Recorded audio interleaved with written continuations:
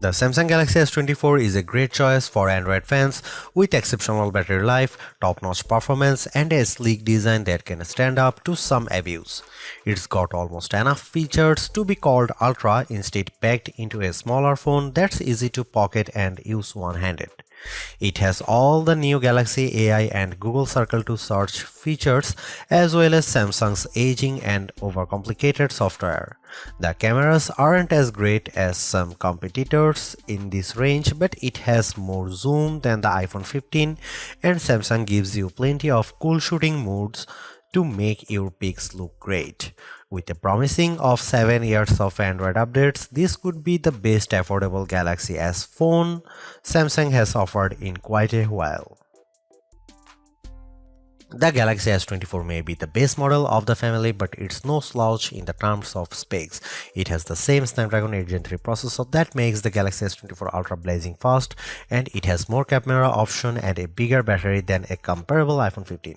The display is also better than other phone size. It's brighter than even the Pixel 8, with better color accuracy as well. The Samsung pendulum sways back and forth between copying Apple and striking out on its own. This year, the Galaxy S24 is much closer to the iPhone 15 design than it has been in many years, while the S24 Ultra looks just a bit more unique. It's the curve at the corners of the display that really bring home the similarity. The Galaxy S24, like an iPhone, is well-rounded at the corners, while the S24 Ultra is all right angles. This is not a terrible thing, it just isn't very unique. At least Samsung has some nice colors this year. My review unit came in the cobalt violet color, which is very pretty but a little sad, like the stormy purple Apple once used on its iPhone. More vibrant are the sandstone orange and amber yellow options. I wish they were a bit more saturated and prime, but they do look natural with a nice matte finish and texture to the back glass. The glass is unfortunately Gorilla Glass Victus 2, which was the best of the best last year, but now we have seen Gorilla Armor on the Galaxy S24 Ultra, and it's hard to settle for less. My Galaxy S24 review unit already has a scratch on the back glass, and I don't have a case for this phone yet. Gorilla Armor is more scratch resistant, and Samsung has done a great job reducing reflections and glare, but only on the Ultra model. Samsung still does a great job keeping its phones thin and light. This is no Ultra, and if you want a phone you can use with one hand, the Galaxy S24 is a great option. It's thinner than the iPhone or Google Pixel, and it's also the lightest of the bunch. Usually, a lighter phone means less battery inside, but the Galaxy S24 beats all competitors for battery life, so it's not a concern. Samsung is a perennial favorite when it comes to smartphone displays, and the Galaxy S24 is no disappointment, but it also isn't the clear winner in any aspect.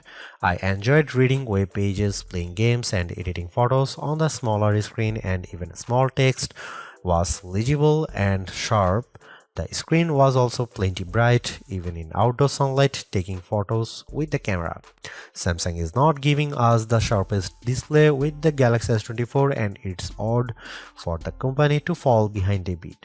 The Google Pixel 8 and iPhone 15 both have a higher pixel density, making them technically sharper, though you might not notice the difference.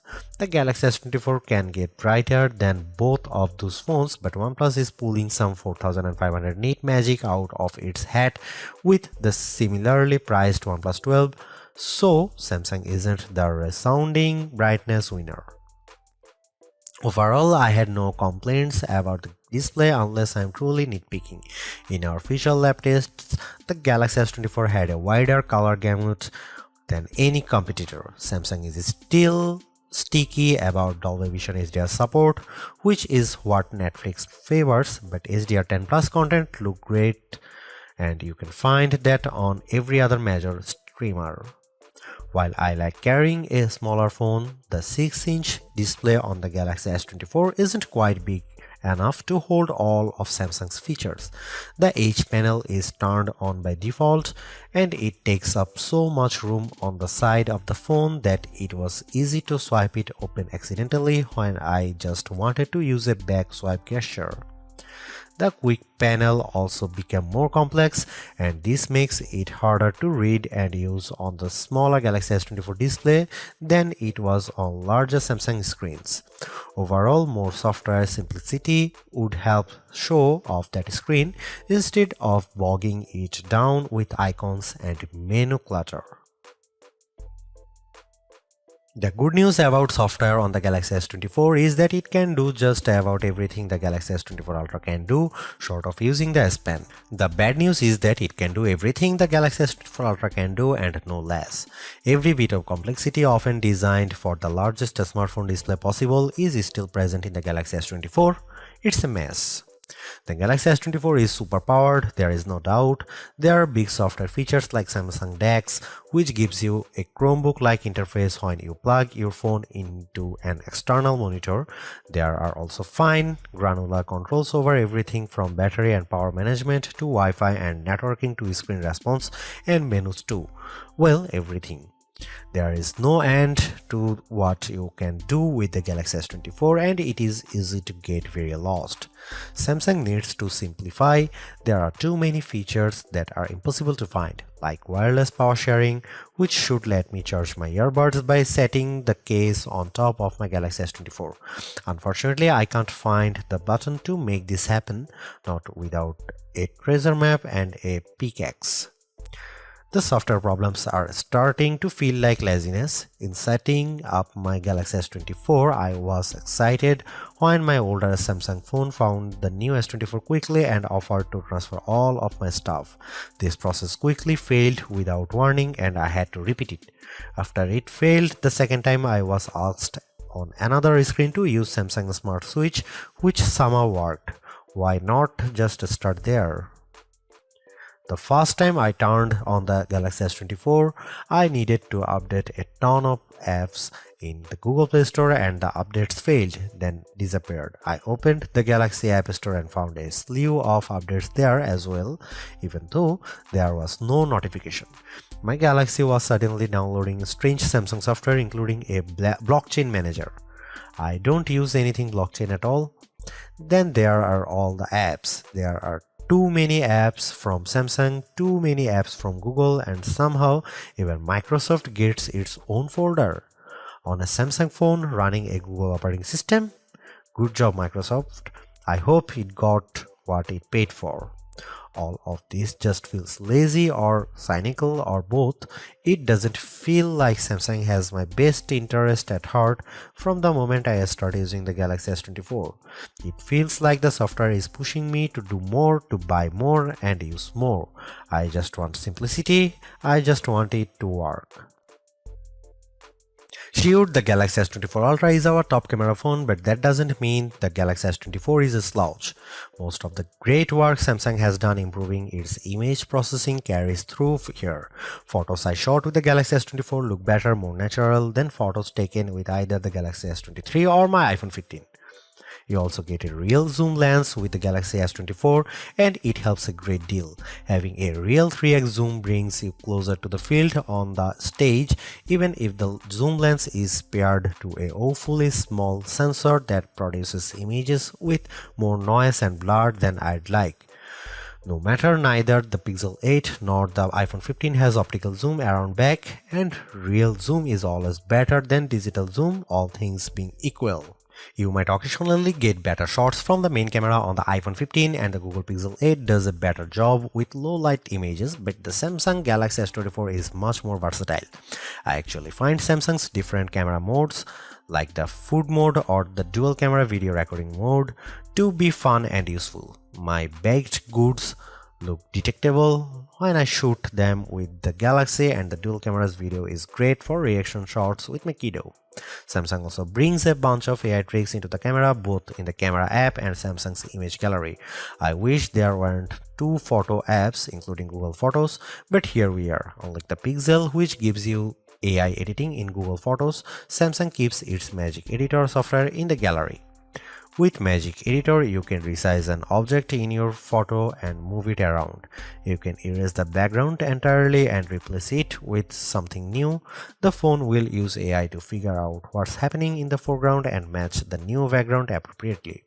There is also a tool that adds more background to an image if you rotate it and end up with blank space. In practice, these are surprisingly useful. I like erasing spectators in the way when I am trying to see my kid on the field. The generative AI did a nice job without a heavy hand, and the results usually looked natural enough. I hope Samsung doesn't go too much further into creating fake imagery, but the Galaxy S24 will affix a watermark to images that have been edited using AI. Here you can see some camera samples.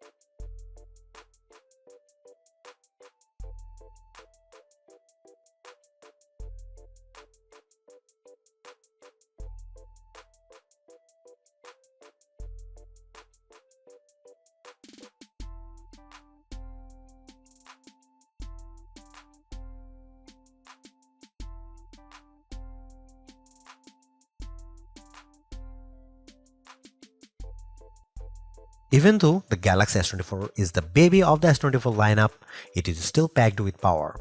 If the larger sizes of the S24 Plus and S24 Ultra don't appeal to you, but you don't want to miss out on the latest and greatest that Samsung has to offer, then the S24 is still a good buy. Galaxy AI is one of the big selling points of the entire lineup, and though I wouldn't quite say it's the reason to upgrade, some of the AI features do come in handy. I am mostly referring to Circle to Search and the generative photo editing tools, but the live translate and interpreter features will also be handy in a specific situation. And while the camera hardware hasn't changed, the software behind the image processing has definitely been fine-tuned. It's better now, in my opinion, with less burned into your retinas, vividness, and more realistic hues. There is also a lot to like about the new Snapdragon 8 Gen 3 for Galaxy chip, especially power efficiency. Even though the S24 only has a 4000 mAh cell, it has great battery life, all things considered. Plus, the performance with Android 14 and One UI 6.1 is fast, snappy, and responsive enough for pretty much anything you throw at it. If you are due for an upgrade this year, the Galaxy S24 is a good phone on your shopping list. It's not a must-have upgrade if you already have a Galaxy S23, but if you are upgrading from an older model, there is a lot to like here. Thanks for watching, see you in the next one.